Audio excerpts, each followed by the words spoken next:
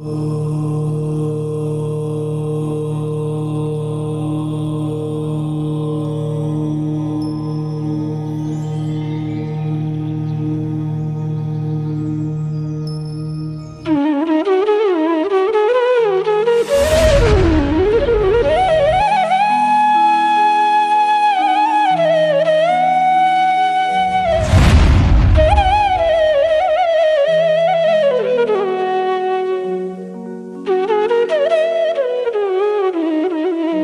नमः सिद्धेभ्यः।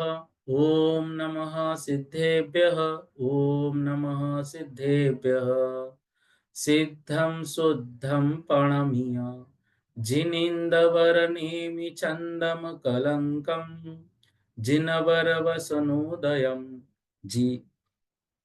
सॉरी, गोमट सार का मंगलाचरण और हम द्रव्य संग्रह में जाते बार बार।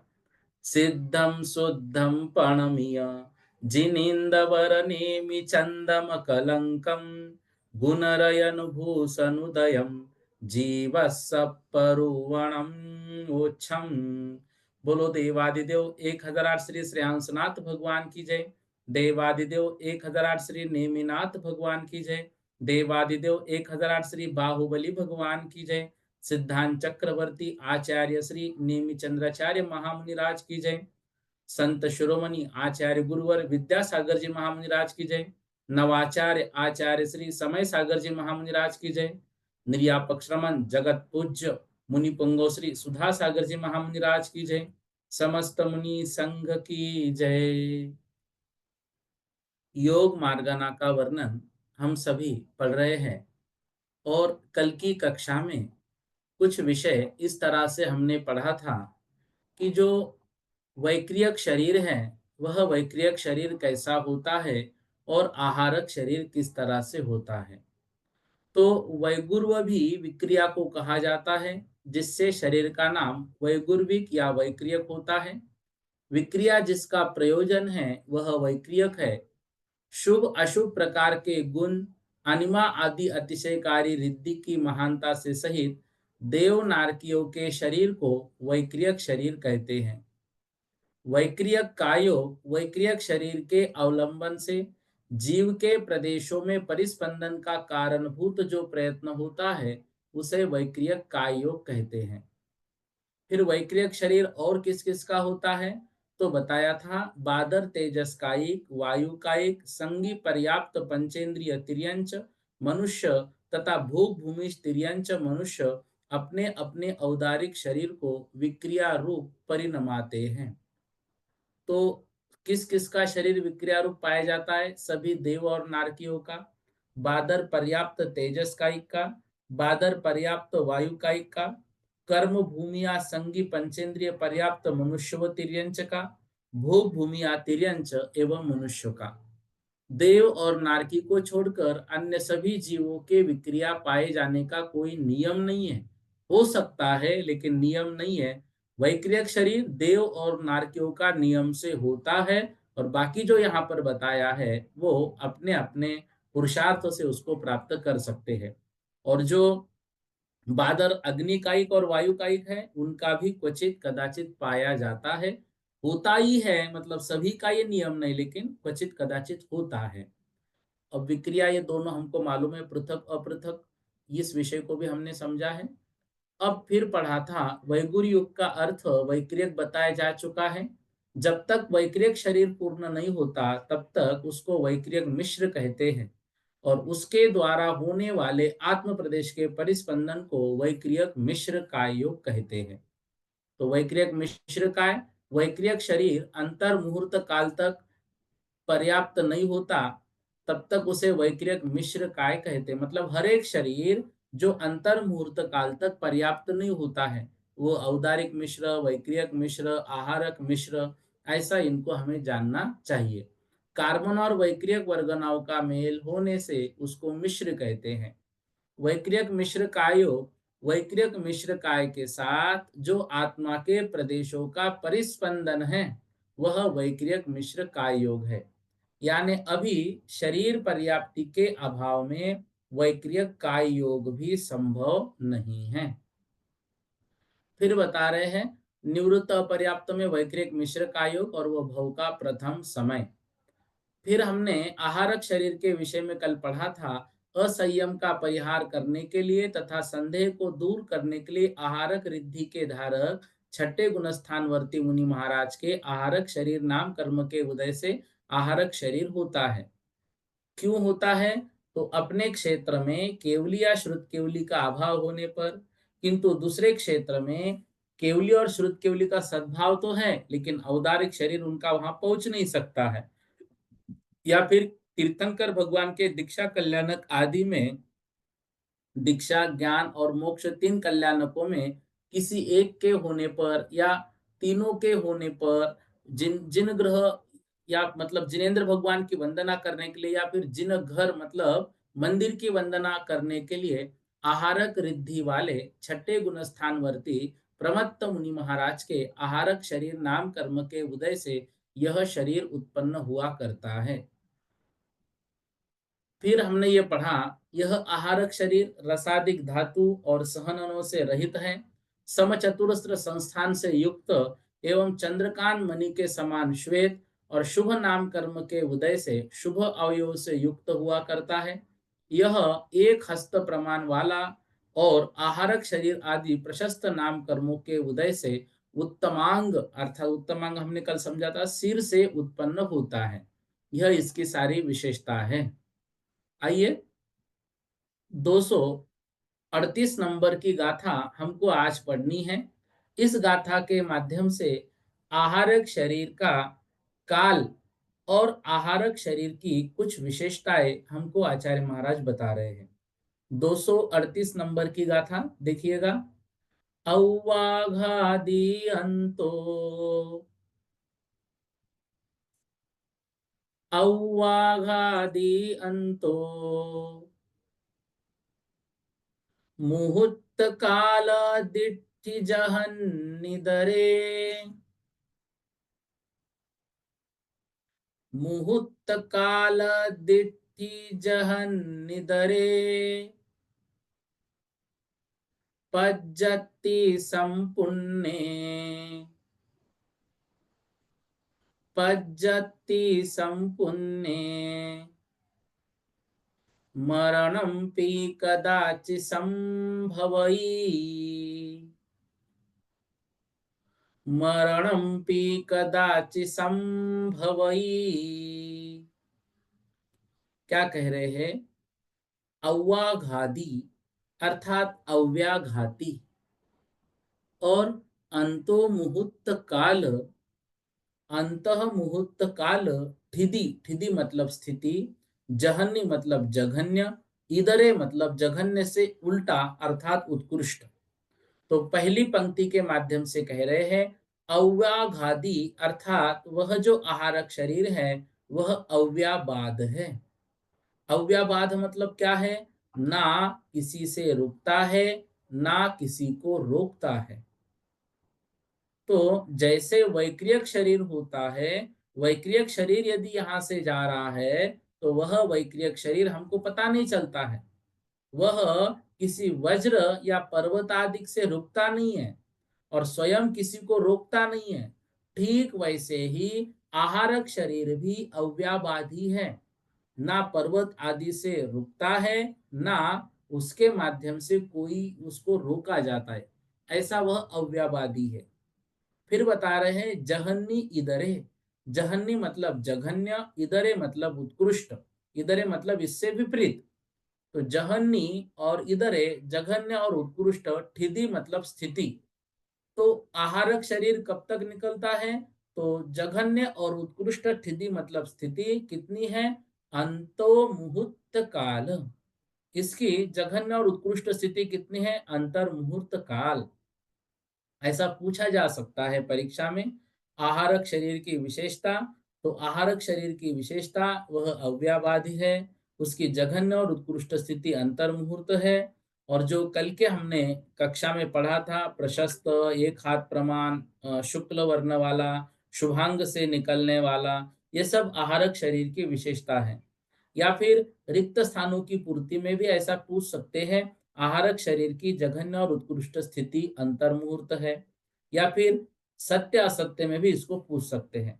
जब आहारक शरीर पर्याप्ति पूर्ण हो जाए, अब क्या बता रहे नीचे, पज्जति संपुण्य। पज्जति संपुण्य मतलब जब आहारक शरीर की पर्याप्ति संपूर्ण पूर्ण हो जाए, मरणमपि कदाचि संभवई, अर्थात उस आहारक काय योग में मरण भी हो सकता है। कब? आहारक शरीर की पर्याप्ति पूर्ण हो जाए तब। ये कल कुछ विशेषताएं हमने पढ़ी थी, जैसे केवली समुद्घात की, आहारक काय योग और आहारक मिश्र काय योग की।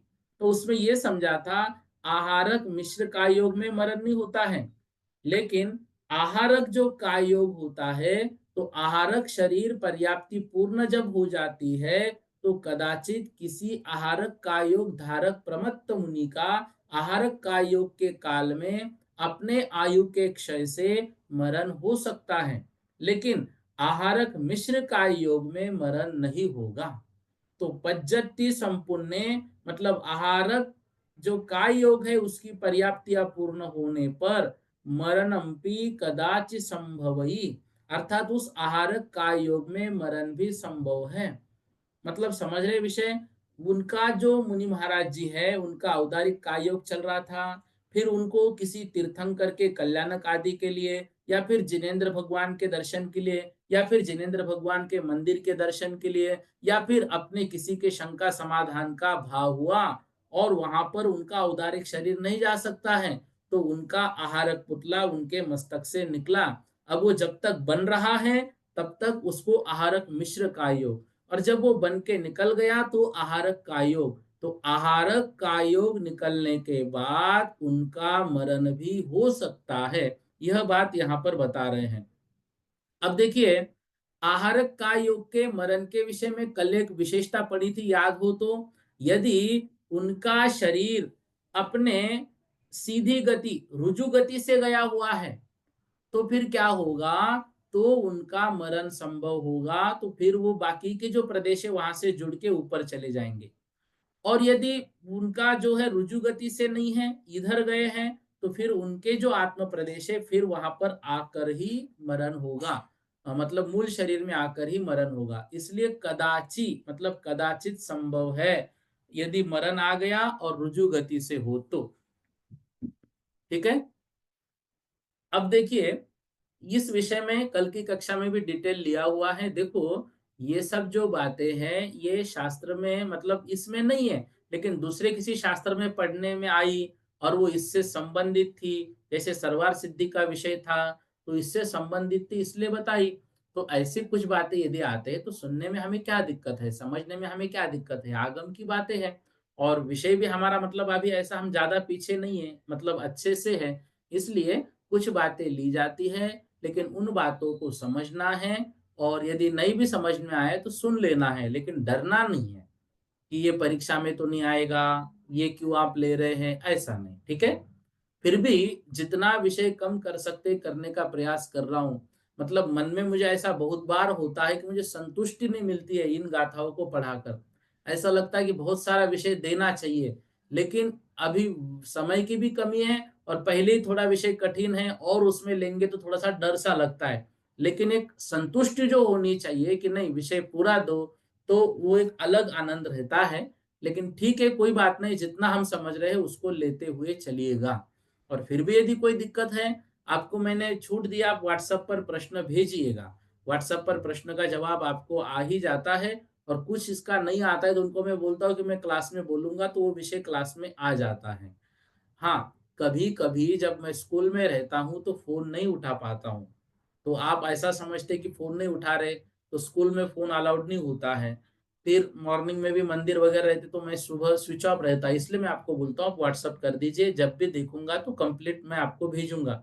एक दो दिन आगे पीछे हो सकता है उत्तर देने में या कोई पीडीएफ भेजने में। ठीक है ना, लेकिन उसका आप गलत मत मानिएगा। हाँ, 239 नंबर की गाथा देखिए। आहरदि अनेन मुनि, आहरदि अनेन मुनि,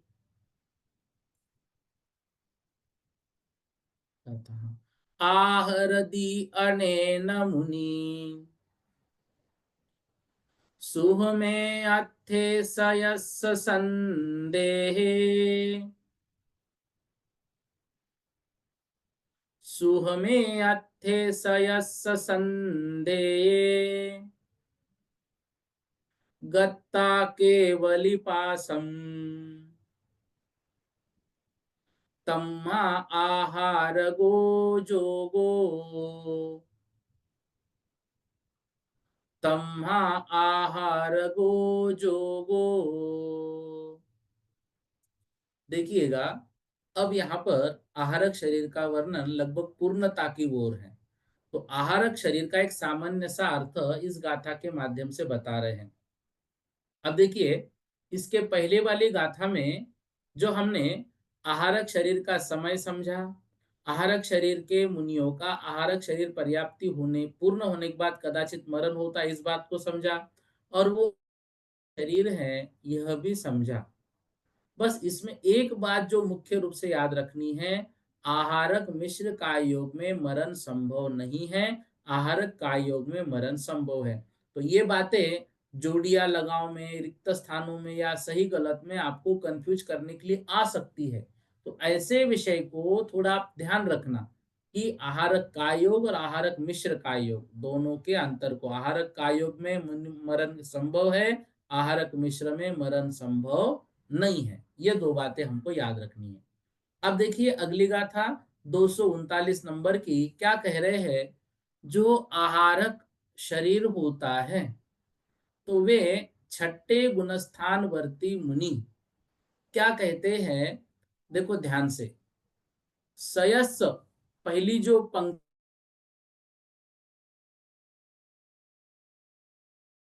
मतलब स्वयं के संदेह अर्थात संदेह को दूर करने के लिए, सयस्स संदेह, स्वयं के संदेश संदेह को दूर करने के लिए कौन सा संदेह है उनको, अथे सुह में, अर्थ मतलब पदार्थों में, और कैसे, सुह में, क्योंकि जो स्थूल पदार्थ है उनमें उनको दिक्कत नहीं, सूक्ष्म अर्थ को उनको जानना है।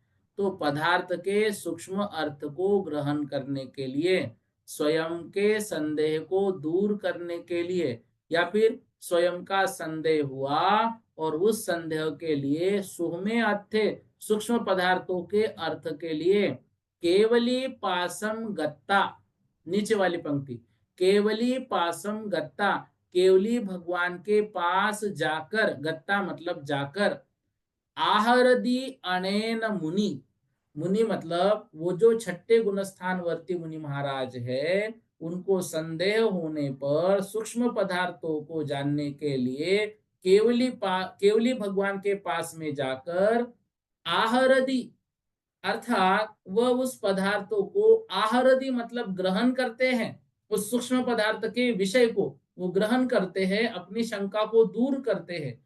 अनेन इस कारण से, आहार गो जोगो उनका जो योग है वह आहारक योग होता है, आहारक का योग होता है। क्या कह रहे हैं, आहारक शरीर के अवलंबन से जीव के प्रदेशों में परिस्पंदन का कारणभूत जो प्रयत्न होता है उसे आहारक काय योग कहते हैं। अब वो आहारक काय योग क्या है, आहारक शरीर के अवलंबन से उसको ग्रहण करके वे अपने जो निज में उनको शंका उत्पन्न हुई है उस शंका को दूर करने के लिए, तो यहाँ पर हमें इतना समझना है, आहारक रिद्धि से संयुक्त जो छठवें गुणस्थानवर्ती मुनि महाराज है, वे पदार्थों में स्वयं के संदेह को दूर करने के लिए केवली पासम, केवली के निकट उनके चरणों के पास जाकर जो अन्य केवली है उनसे यथार्थ जो पदार्थ हैं उसके अर्थ को आहरती अर्थात ग्रहण करते हैं, उनको आहारक कहते हैं।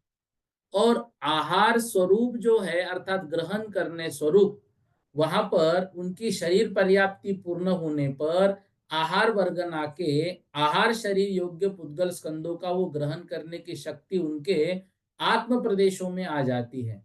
इससे उनका आत्म प्रदेशों का जो चंचलपना है, जो हलन चलन है, जो परिस्पंदन है, उसको आहारक का योग कहते हैं। उसको क्या कहते हैं? उसको आहारक का योग कहते हैं। फिर आहारक मिश्र का योग किसे कहते हैं? अगली गाथा के माध्यम से आहारक मिश्र का योग की व्याख्या बता रहे हैं। आहारयमुत्तथम्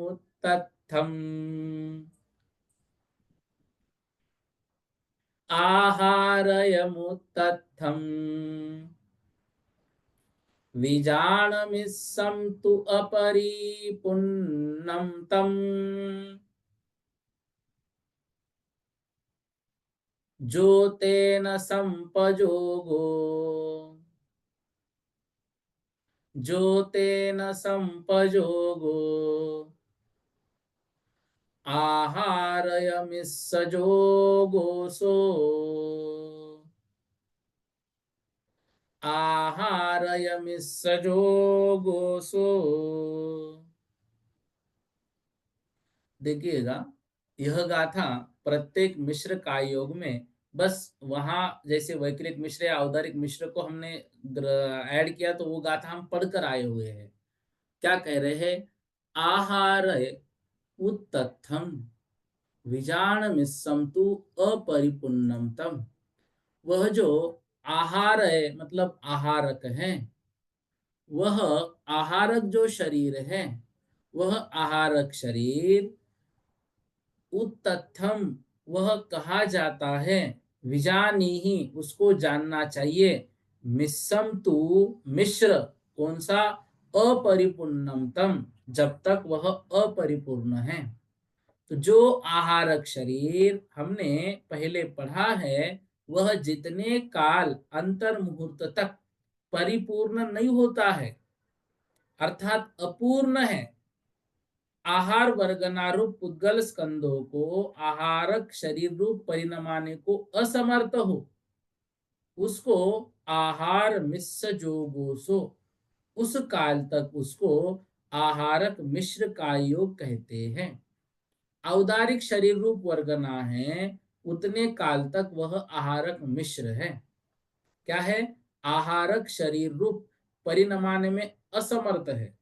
तो पहले उनकी जो औदारिक शरीर रूप वर्गना है, देखो बाकी में जैसे औदारिक मिश्र का योग था या फिर वैक्रियक मिश्र का योग था, तो उससे पहले उनका शरीर क्या था? वो कार्बन मतलब कार्बन का योग चल रहा था।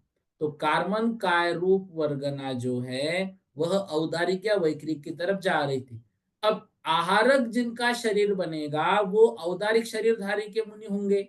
तो उनका जो पहले औदारिक शरीर रूप वर्गना है, उसका मिलाप आहारक को होता है, इसलिए उनको मिश्रपना वहां पर होता है। तो आहारक मिश्र से युक्त संपजोगो अर्थात उनका संप्रयोग, अर्थात उनकी अपूर्ण शक्ति, अर्थात अपूर्ण शक्ति युक्त जो आत्मा है, उस आत्मा के प्रदेशों का चंचलपना।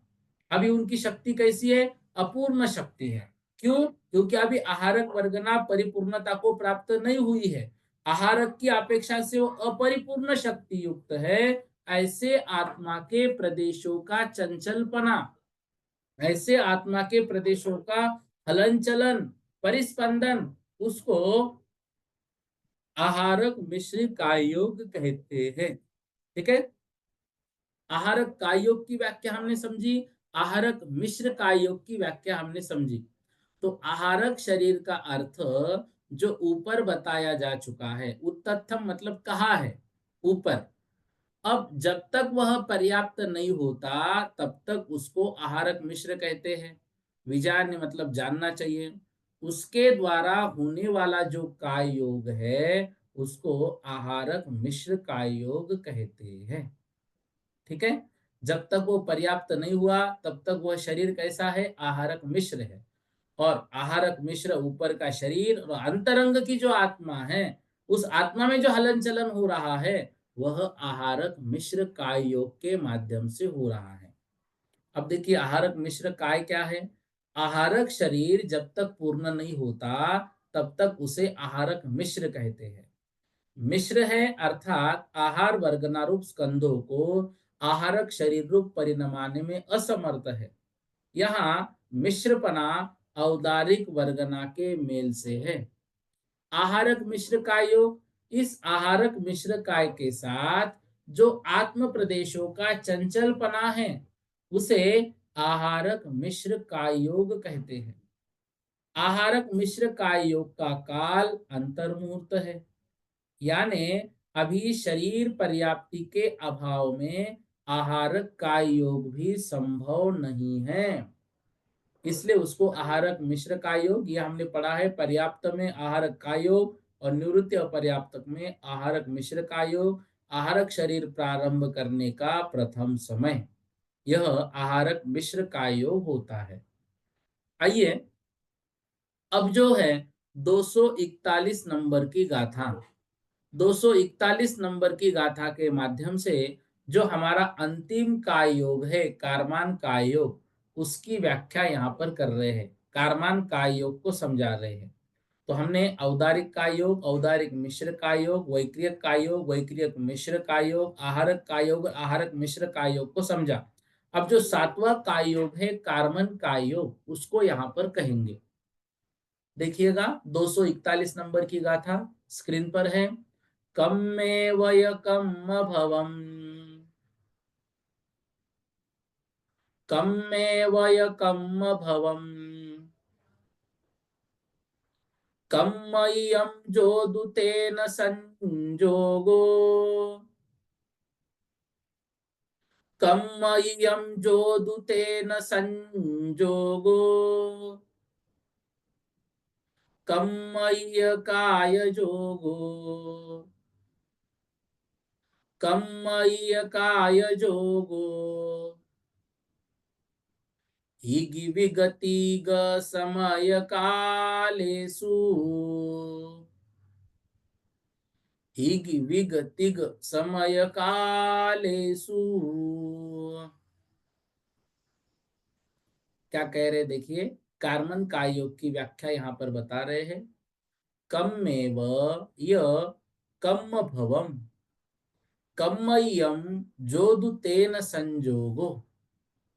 कम्मेव अर्थात कर्म, मतलब जो कर्म है उस कर्म के कारण, कौन से कर्म, ज्ञानावरणादि कर्मों का पुद्गल स्कंध, वे जो कर्म है कर्म इव, कर्म ही, कर्म भवम, वे कर्म ही कार्मान शरीर है।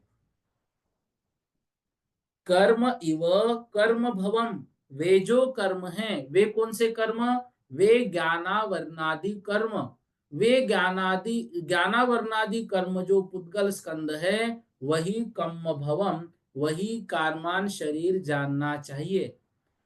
कम्मय्यम जोदुतेन संजोगो, कम्मय्यम अर्थात जो कार्मन है, कम्मय्यम मतलब कार्मन जो है, ये जोदु तेन संजोगो, जो कार्मान वर्गना, जो कार्मान है अर्थात कार्मान शरीर है, उनका जो योग है तेन संजोगो, उनसे सहित, काममय काय जोगो, उस समय जो योग उनका होता है, अर्थात कारमान के साथ, मतलब जो कर्मों का समूह है वही कारमान शरीर है, और कारमान के साथ जो योग होता है कम्मयी काय जोगो, वही कार्मन काय योग है।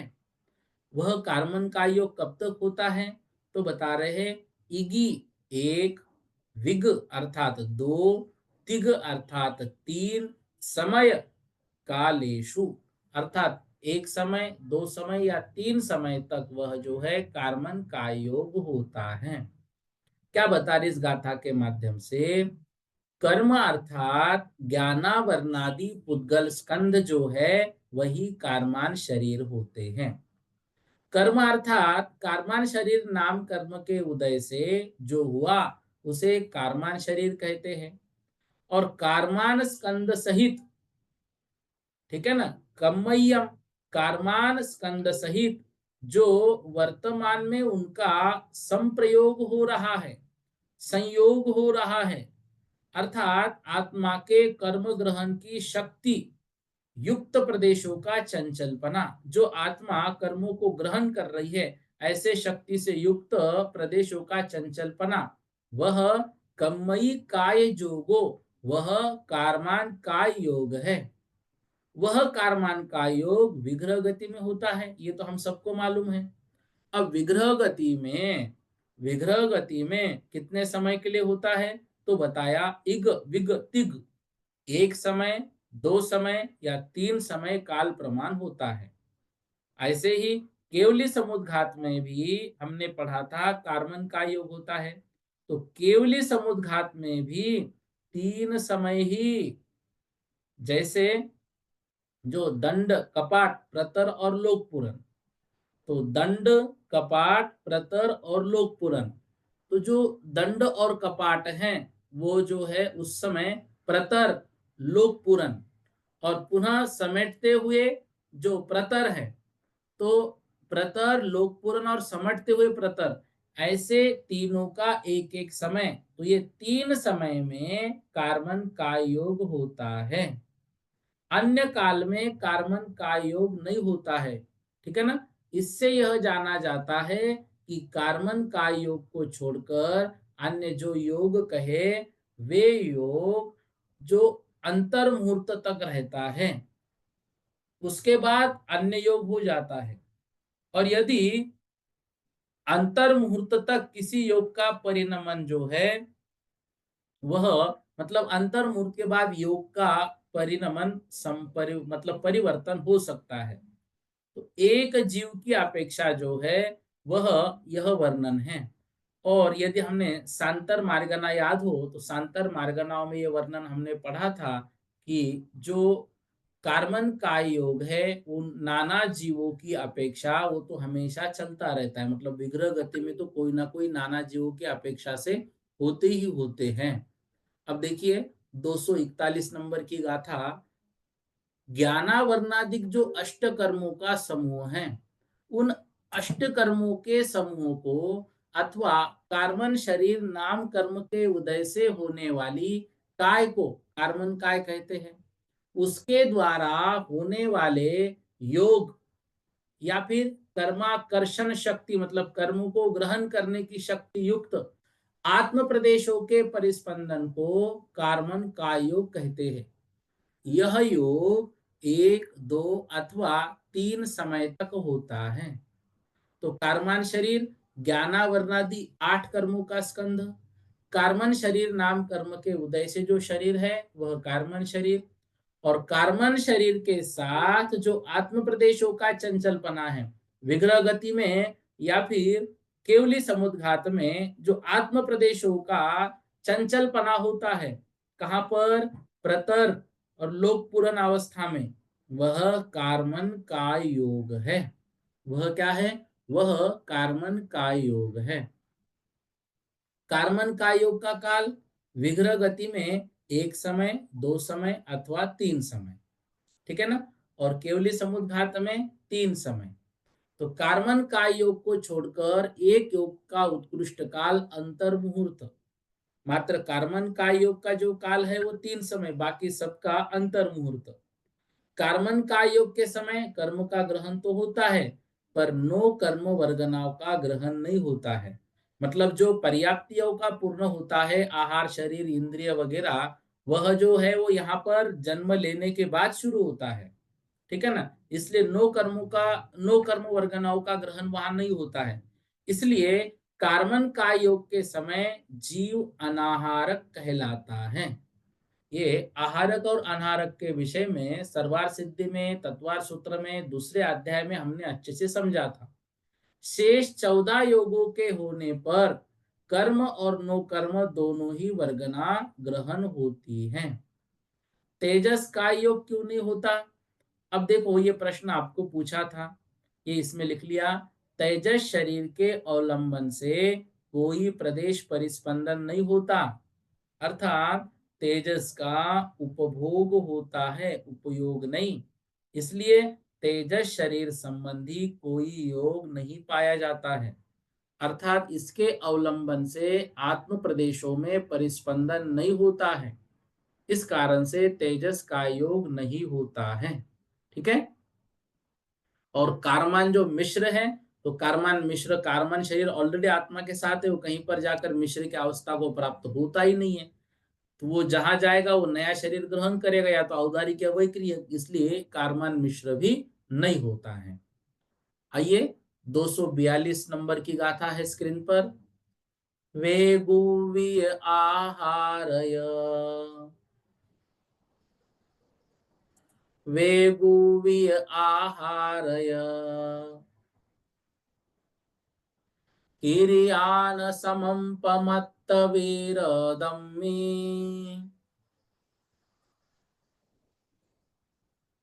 किरियान समं पमत्त वीरदम्मी,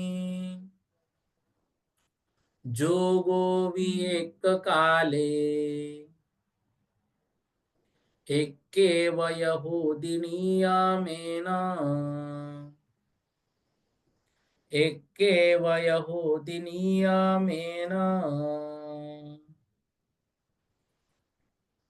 क्या कह रहे हैं? कोई मुनि महाराज जी हैं, उन्होंने विक्रिया रिद्धि भी प्राप्त कर ली, और उन्होंने आहारक काय योग जो है वह मतलब आहारक शरीर को निर्माण करने की शक्ति भी प्राप्त कर ली। अब ऐसे छठवें गुणस्थानवर्ती मुनि महाराज हैं, तो क्या वे वैक्रियक शरीर भी निकाले और आहारक शरीर भी? वैक्रियक शरीर के साथ कहीं पर जाए और आहारक शरीर के साथ शंका समाधान करे, ऐसा हो सकता है क्या? तो इसका निषेध करते हुए, योगों की प्रवृत्ति का विधान करते हुए इस गाथा को लिख रहे हैं। वेगुवीय अर्थात वैगुर्विक अर्थात वैक्रियक, आहारय अर्थात आहारक, क्रिया क्रिया, वैक्रियक शरीर निकालना और आहारक शरीर निकालना, ये उनकी उनकी क्रिया है। तो वैक्रियक काय योग की क्रिया और आहारक काय योग की क्रिया न समम, एक साथ न होती, न समम, समय मतलब एक समय में न नहीं होती है। इसके प्रमत्त विरधम्मी, प्रमत्त विरत अर्थात छठवे गुणस्थानवर्ती। तो क्या कह रहे पहली पंक्ति के माध्यम से? प्रमत्त विरत छठवे गुणस्थानवर्ती मुनि महाराज के समम, समकाल में, एक समय में, इसको हम तत्व सूत्र में शब्द पढ़ते युगपत, एक साथ वैक्रियक काय योग की क्रिया और आहारक काय योग की क्रिया नहीं होती है, नहीं करते हैं। मतलब ऐसा नहीं है कि एक ही काल में आहारक शरीर को धारण कर गमना गमनादि कार्य को करे और विक्रिया रिद्धि को धारण कर विक्रिया संबंधी कार्य भी करे। ये दोनों कार्य एक साथ नहीं होंगे। क्या होगा? दोनों में से कोई भी एक कार्य होगा। हाँ, दोनों रिद्धियां प्राप्त एक मुनि को हो सकती है, दोनों भी रिद्धियां प्राप्त एक मुनि को हो सकती है, उसमें कोई दिक्कत नहीं है। लेकिन दोनों रिद्धियां एक साथ कार्य नहीं करेगी। एक समय में दोनों भी, वैक्रियक शरीर भी कार्य कर रहा है, आहारक, ऐसा नहीं होगा। ठीक है।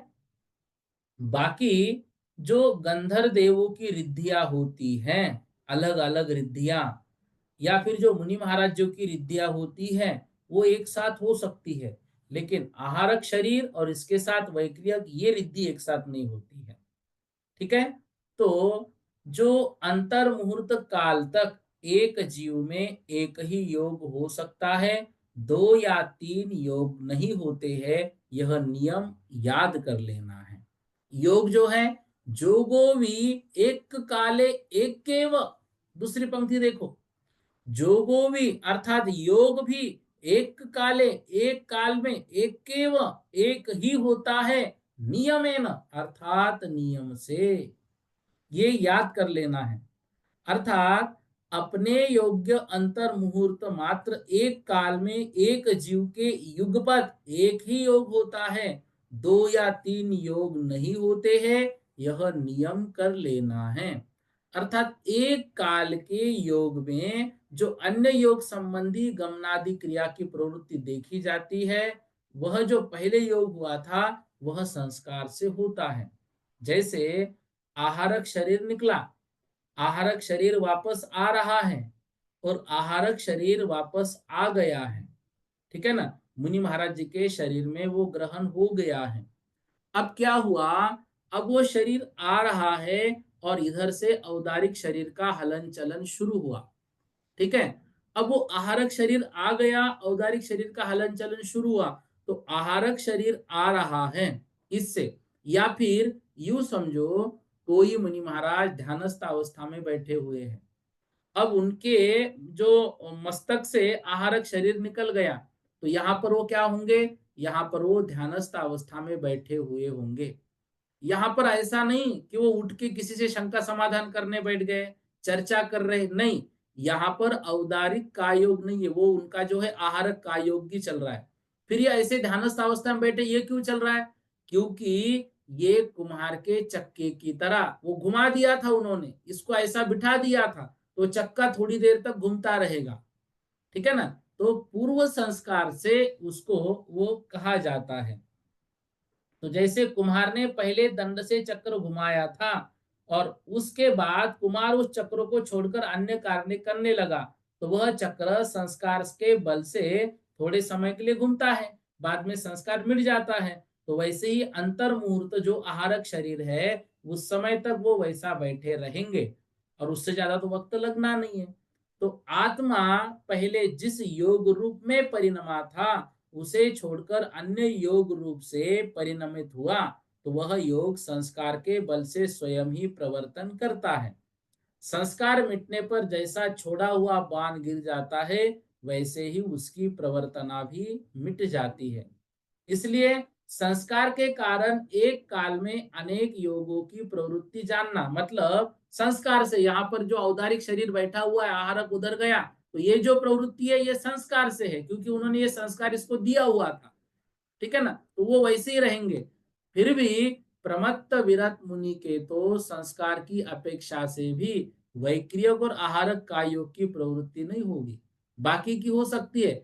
मतलब औदारिक की जो प्रवृत्ति हो रही है संस्कार से हो रही है, लेकिन ऐसा नहीं कि वैक्रियक शरीर तो पहले निकल गया था, अब वैक्रियक शरीर जो है उधर हलन चलन हो रही है और इधर आहारक कायोग भी निकला, ऐसा नहीं।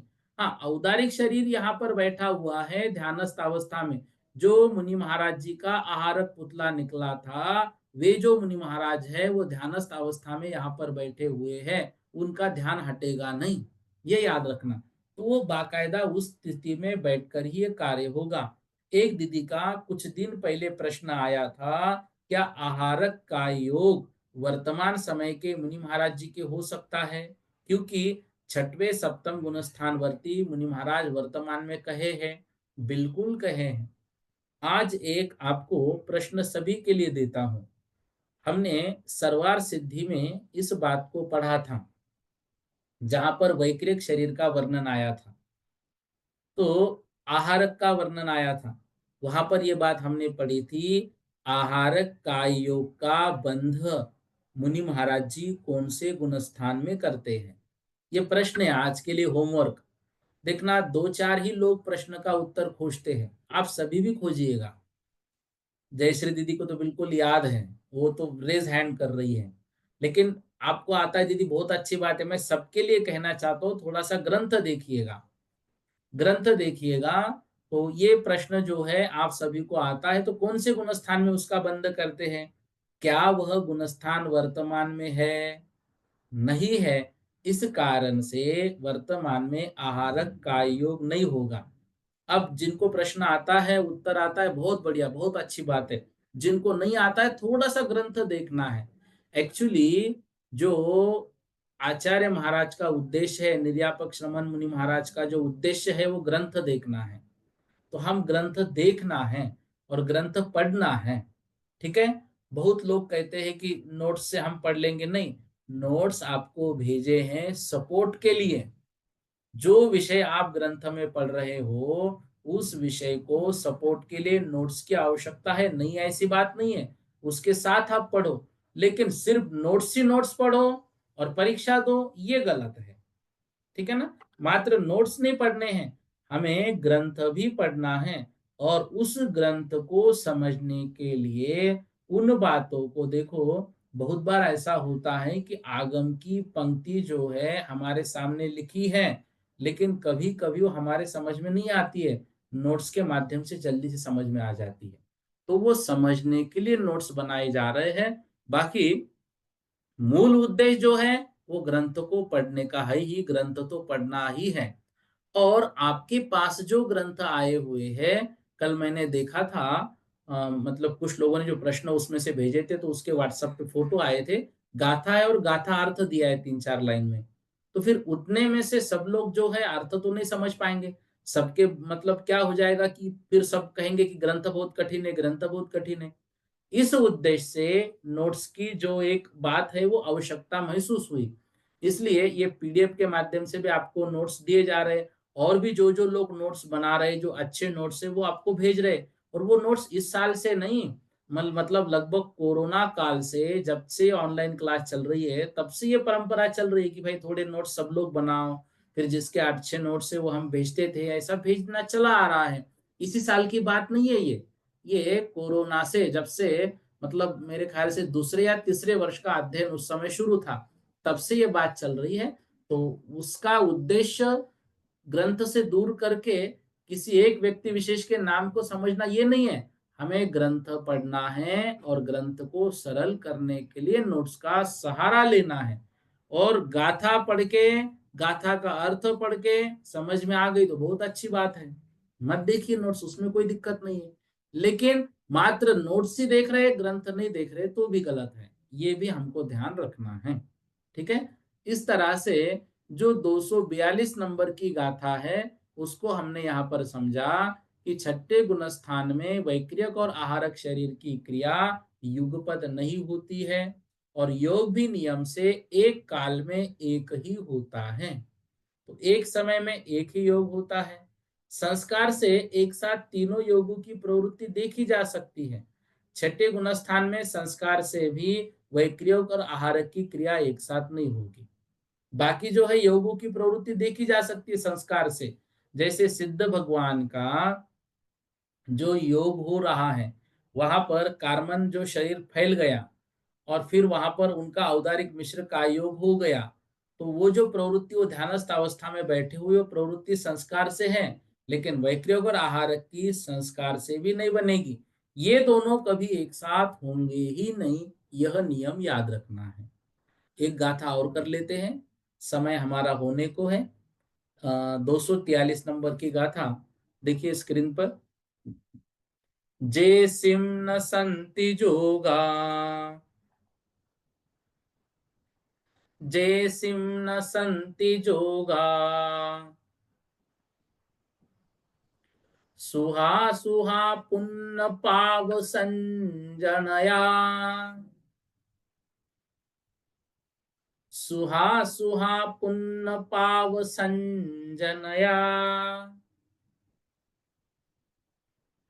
ते होंति अजोगी जिना,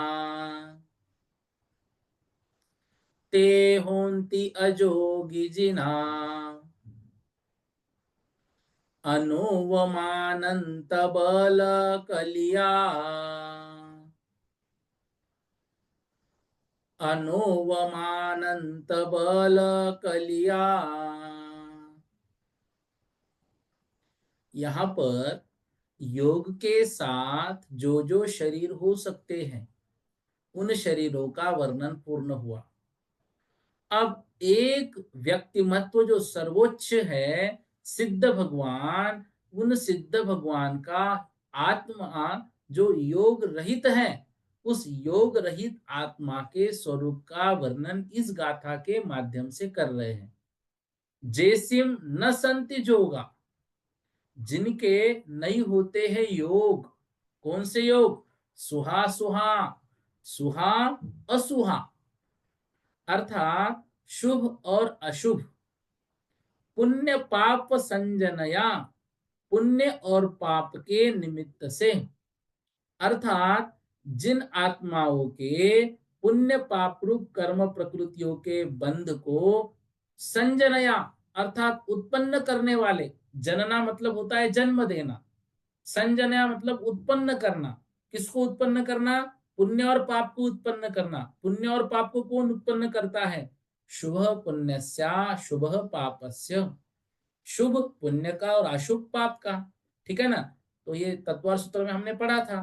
तो जिन आत्माओं के पुण्य पाप रूप कर्म प्रकृतियों के बंध को उत्पन्न करने वाले शुभ या अशुभ रूप मन वचन काय के योग न संति नहीं होते हैं, ते होंती अयोगी जिना, वे होते हैं अयोगी जिन, वे होते हैं अयोगी अर्थात 14वें अंतिम गुणस्थानवर्ती अयोगी जिन। और उसके बाद अगला विशेषण बता रहे हैं अनुपम अनंत बल कलिया। ये कौन है? ये है सिद्ध भगवान। तो योग से रहित दो व्यक्ति, हम यूं कहेंगे दो व्यक्तित्व। कौन? एक तो अंतिम 14वें गुणस्थानवर्ती मुनि महाराज और गुणस्थानातीत सिद्ध भगवान। अब देखिए, अयोगी जिना कहा, सिद्ध भगवान के लिए ये कौन सी उपमा दी? तो यहां पर बता रहे हैं अनुवम अर्थात अनुपम। अनुपम अर्थात जिसकी उपमा नहीं कर सकते हैं।